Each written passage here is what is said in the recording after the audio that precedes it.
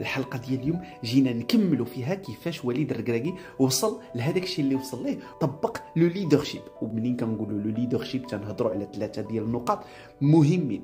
اول نقطه اللي هي فيجن، ثاني نقطه كانت هي استراتيجي، وثالث نقطه هي كانت الكوتش بوتنشال. هضرنا على الفيجن والاستراتيجي في الفيديوهات اللي فاتوا هذا الفيديو هذا، واليوم جينا نتكلموا على كوتش بوتنشال.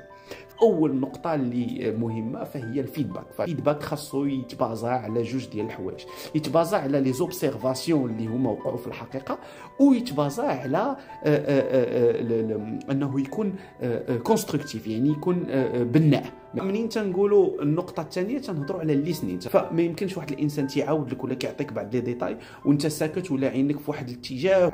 فاش انا كنهضر معاك خاصك تشوف فيا، فاش انا كنهضر معاك خاصك تانتيغاجي معايا. النقطه الثالثه اللي هي الاسئله.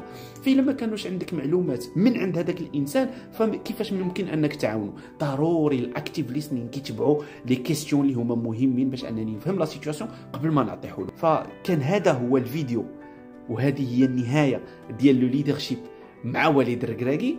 شكرا بزاف على المتابعه ديالكم، والله يعاونكم.